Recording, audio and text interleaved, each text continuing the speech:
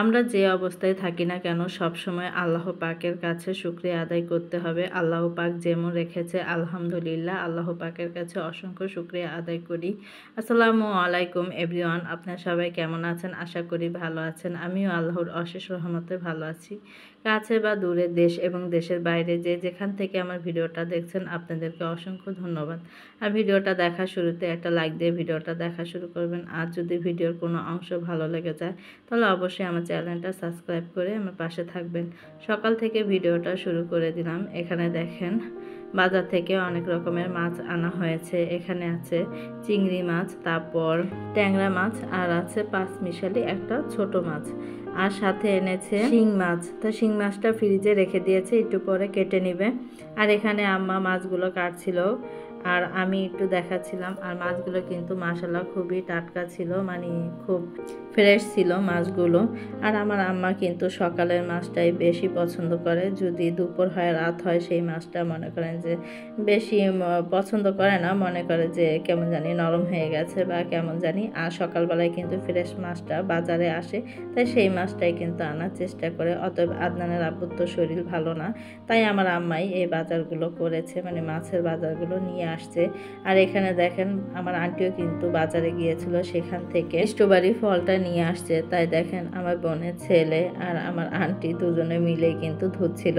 ছোট মানুষ স্ট্রবেরি মানে ফলটার খুবই পাগল। আর এখন কিন্তু সচরাচর এখন মানে আশেপাশে বাজারে গেলে কিন্তু দেখা যায় যে অনেক স্ট্রবেরি ফল মানে এখানে ওখানে আছে দোকানগুলোতে, তারপরে এমনিও কিন্তু রাস্তার সাইডে বসে। তা সেখান থেকে এই ফলটা নিয়ে আসছে। তা আমি আবার আদনানের আব্বুকে বললাম যে নাও তুমি ফলটা খাও। তা আদনানের আব্বু তো অসুস্থ, পরে বলল যে আচ্ছা দাও। তা আমি দিলাম। তা সে আবার পছন্দ করে স্ট্রবেরি ফলটা, তা সেটাই খেলো। তা আমরা সবাই খেয়েছি। আর মিষ্টি ছিল, দেখতে সাইজ একটু ছোট ছিল কিন্তু মিষ্টি ছিল।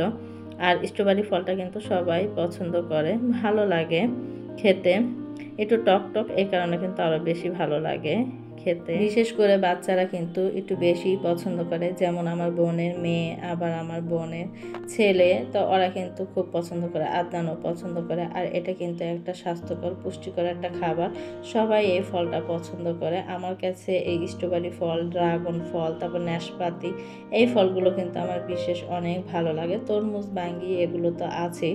অনেক সময় দেখা যেত কি বাঙ্গির কথা যেত বললামই, রাস্তার সাইড দিয়ে যদি যেতাম ভ্যানে যদি বাঙ্গি থাকতো তাহলে ওই ঘ্রাণ শুনে মানে আমার প্রায় না খেতে ইচ্ছে করতো, মানে আমি আর সহ্য করতে পারতাম না। বাঙ্গি আমার এত পছন্দের একটা ফল, তা আমি বাসায় কিনে নিয়ে আসতাম।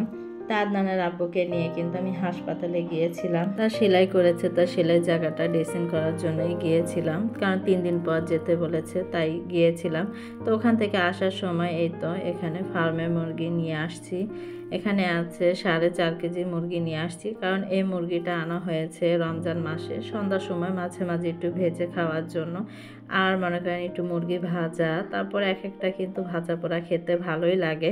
এমনি তো আলু চপ, বেগুনি, পেঁয়াজও তো থাকে, তার পাশাপাশি যদি একটু হালিম, একটু মুরগি ভাজা, মানে অনেক রকমেরই তো খাবার থাকে, এই কারণে এই মুরগিটা আনা হয়েছে। অতএব কি আমার রোজার বাজার হয়ে গেছে আলহামদুলিল্লাহ। এখন মনে করেন এই মুরগিটাই আনা হয়েছে রোজার জন্য, তাই আম্মা আবার মনে করেন কেটে ভাগ ভাগ করে নিচ্ছিল। তা আমি এনে রেখে দিয়েছিলাম, তারপর আম্মা এগুলা কেটে নিয়েছে, এখন আমি ফ্রিজে রেখে দিচ্ছি। আর দেখেন এখানে মানে মুরগির মাংস, গরুর মাংস সবই কিন্তু আনা হয়েছে, মাছও আনা হয়েছে। তাই আমি এই ফার্মে মুরগিটা যেতে এনেছি ভাজার জন্য, তা সেটা এখন এক এক করে পোটলা আমি রেখে দিলাম ফ্রিজে। আর আমার ফ্রিজটা এত বড় কি বলবো, মাশাআল্লাহ। ডিপটা দেখেন, মানে মাছ মাংস এনে রেখেছি, তারপরে মনে হচ্ছে যে মানে তেমন কিছুই আনিনি, ফাঁকা ফাঁকা। অতএব কি বক্স করে রাখলে কিন্তু জায়গাটা বেশি লাগে, আর আমি পলিথিনেই রাখি, তো এই কারণে মনে করেন জায়গাটা আমার অনেক থেকে যায়, আর আমি অনেক কিছুই কিন্তু রাখতে পারি। তা আমি সবগুলোই কিন্তু রেখে দিয়েছি। এই তো। আর এখানে কিন্তু মুরগির হাড় ছিল, মানে কলিজা, গিলা, তারপর হাত পা এগুলো আলাদা ভুনা করে নিচ্ছিলাম। এগুলো বেশি দিন হলে কিন্তু ভালো লাগে না, এমনিতেই ফার্মের মুরগি, তা মনে করেন যে এটা নগদ খেলে কিন্তু ভালো লাগে। আর আমি বিশেষ করে যখনই আনি না কেন, মানে 4 কেজি 5 কেজি 3 কেজি এরকম আনলে আমি এই হাড়, গিলা, কলিজা এগুলো কিন্তু মানে রান্না করে খেয়ে ফেলি। তা আমার কাছে আবার এই হাত পা, গিলা, কলিজা মাংসের চাইতে বেশি ভালো লাগে। তো এগুলোই রান্না করছিলাম একসাথে, মনে করেন পুরা মিক্স করে হাতে মেখে বসিয়ে দিয়েছি। আর চা নিয়ে বসছি, চা খাচ্ছি আর রান্নাটা করছিলাম। এত দেখেন আমার প্রায় কিন্তু রান্না হয়ে গেছে, আর একটু ঝোলটা শুকাবে, তারপরেই আমি নামিয়ে ফেলবো। আর এসব মুরগিতে কিন্তু বেশি ঝোল রাখলে ভালো লাগে না, একটু মাখা মাখা ঝোলটা রাখলে ভালো লাগে। আর বিশেষ করে একটু ঝালের পরিমাণ মানে যেরকম স্বাভাবিক খাই তার থেকে আর একটু বেশি দিতে হবে, তাহলে কিন্তু এই মুরগিটা মনে করেন ভালো লাগে। এই তো দেখেন আমার রান্না আলহামদুলিল্লাহ খুব সুন্দরভাবে হয়ে গেছে। এখানে আমি মনে করেন খুব সামান্য উপকরণ দিয়ে রান্না করেছি। এখানে আদা রসুন বাটা, পেঁয়াজ কাটা, হলুদের গুঁড়া, মরিচের গুঁড়া, গরম মশলার গুঁড়া এগুলো দিয়েই কিন্তু আমি রান্নাটা করেছি। আর নামানোর আগে দিয়ে এখানে আমি ব্যবহার করেছি জিরার গুঁড়া, তা দিয়েই রান্নাটা মনে করেন করে নিয়েছি। আর আলহামদুলিল্লাহ চুলাটাও বন্ধ করে দিলাম, আর আমার রান্না শেষ হয়ে গেছে। এখন সন্ধ্যাবেলা আসলাম একটু পাকোড়া বানাবো তাই। আর এখানে বেসন নিয়ে নিয়েছি, আর এ জায়গা হলুদ, মরিচ, গরম মশলার গুঁড়া, জিরার গুঁড়া আর সাথে লবণ নিয়ে নিয়েছি। তাই এখন এগুলো সব একসাথে দিয়ে তারপর বেসনের ভিতরে দিয়ে তারপর আমি ব্যাটারটা সুন্দর করে গুলিয়ে নিব। আর এখানে সাথে একটু হালকা পরিমাণ জর্দা রঙও দিয়ে দিয়েছি, কারণ এটা কালারটা সুন্দর আসবে, এই কারণে জর্দা রঙটা দিয়েছি। আর জর্দা রঙটা দিলে আমার কাছে খুব ভালো লাগে, বিশেষ করে কালারটা, এই কারণে। এই তো দেখেন এখন আমি পানি দিয়ে সুন্দরভাবে গুলিয়ে নিচ্ছিলাম। আমি পরবর্তীতে কিন্তু একটা ডিমও দিয়েছি, সেটা মানে অফ ক্যামেরায় দিয়ে ফেলেছি, আমার আর মনে ছিল না ভিডিও করার জন্য। অনেক সময় দেখা যায় কি আমরা একটা করার চেষ্টা করি, মনে করেন এক একটা যদি করি পরবর্তীতে ভুলে যাই ভিডিওটা করার জন্য। তা আমার ক্ষেত্রে কিন্তু অনেক কিছুই মনে করেন মিস হয়ে যায় মাঝে মাঝে, যে মানে ভিডিও করতে মনে থাকে না অনেক সময়। এই তো এখন চামি দিয়ে গুলাচ্ছিলাম, কিন্তু দেখছিলাম যে মানে ভালোভাবে মানে গুলছে না, এ কারণে হাততেই লাগিয়ে ফেললাম, কারণ আমরা বাঙালি হাত ছাড়া কিছুই তেমন করতে পারি না, তাই হাতটাই লাগিয়ে ফেললাম। এখন সুন্দর করে মনে করেন যে এটা ভালো করে মাখিয়ে নেব। আর আমার কিন্তু বিশেষ করে গরম মশলার গুঁড়াটা দিলে, জিরা গুঁড়াটা দিলে একটা ভালো একটা ঘ্রাণ আসে, ফ্লেভার আসে, এই কারণেই আমি এগুলো দেওয়ার চেষ্টা করি। আর আলহামদুলিল্লাহ খেতেও কিন্তু অনেক মজা হয় এই জিনিসগুলো দিলে। আর বেসনের ভিতরে এই জিনিসগুলো দিলে বিশেষ করে অনেক ভালো লাগে, আপনারাও দিয়ে দেখতে পারেন, মানে খাবারের একটা টেস্ট, একটা ফ্লেভার অন্যরকম আসে। এখন আমি এখানে দিয়ে দেব বেকিং পাউডারটাও একটু সামান্য দিয়ে দিলাম, কারণ একটু ফুলবে, মচমচা হবে, এই কারণেই দিয়ে দিলাম। আর এখন ভালো করে একটু গুলিয়ে নিচ্ছিলাম। আর এখন দেখছি যে না, আমার ব্যাটারটা খুব সুন্দরভাবে পারফেক্টভাবে হয়ে গেছে, তাই এখন রান্না করতে নিয়ে যাব। এই তো দেখেন খুব সুন্দরভাবে কিন্তু আমার মনে করেন ব্যাটারটা গোলানো হয়ে গেছে। এখন আমি কিন্তু ভেজে নিব এক এক করে। আজকে আমি বানাবো ফুলকপির পাকোড়া। আর ফুলকপির পাকোড়াটা কিন্তু বিশেষ করে আমার ছেলে আদনান খুবই পছন্দ করে, ওর কারণেই কিন্তু আমার কয়েকদিন পর পরই ফুলকপির পাকোড়াটা বানানো পড়ে, কারণ আমরা সবাই পছন্দ করি ফুলকপির পাকোড়া, পাতাকপির পাকোড়া। আমার কাছে ফুলকপির পাকোড়া যেমন ভালো লাগে, পাতাকপির পাকোড়াটাও খুবই ভালো লাগে। আমি প্রতিনিয়তই মনে করেন যে যখন ফুলকপি সিজন আসে, পাতাকপি সিজন একসাথেই তো আসে, তখন কিন্তু আমি বানিয়ে থাকি। আর মাশাআল্লাহ খুব ভালো লাগে, সবাই পছন্দ করে, আদনানও খুব পছন্দ করে। যারা বাচ্চারা সবজি খেতে চায় না, এভাবে কিন্তু পাকোড়া বানিয়ে দিতে পারেন, তাহলে কিন্তু খুব পছন্দ করে খাবে ওরা।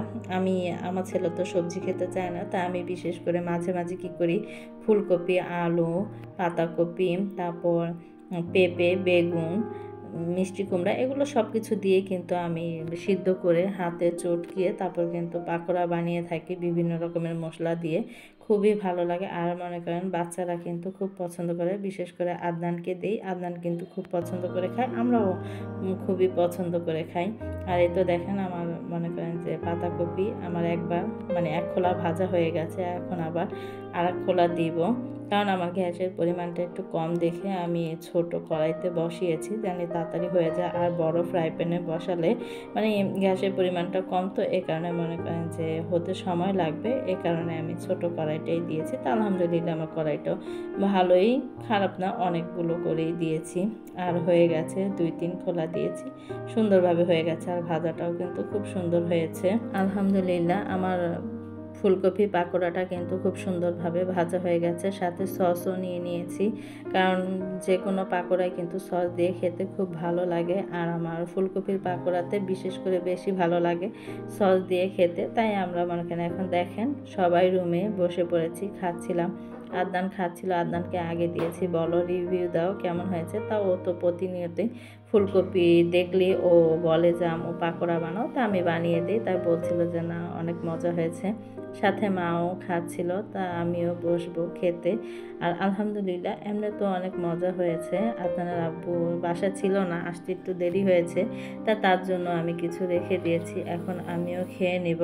কারণ এই পাতাকপির পাকোড়াটা দেখতেও যেমন সুন্দর হয়েছে মাশাল্লাহ, আবার খেতেও কিন্তু আমার কাছে খুব ভালো লেগেছে। আর ফুলকপির পাকোড়াটা কিন্তু আমি বিশেষ করে বড় বড় সাইজের মানে কেটে বানিয়ে থাকি, আমার কাছে ভালো লাগে। আর ছোট ছোট মানে তেমন একটা ভালো লাগে না। আর বড় সাইজটা কিন্তু আমি বিশেষ করে লবণ দিয়ে তারপর কিন্তু আমি সিদ্ধটা করে থাকি ফুলকপিটা, তাহলে কিন্তু ভিতরে লবণের পরিমাণটা খুব সুন্দরভাবে ব্যালেন্স এসে যায়। তা আলহামদুলিল্লাহ খুব সুন্দর করে মজা করে খেলাম। ভিডিওটা আর বড় করব না, সবাই ভালো থাকবেন, সুস্থ থাকবেন, আমাদের জন্য দোয়া করবেন, আমরা আপনাদের জন্য দোয়া করি। আল্লাহ হাফেজ।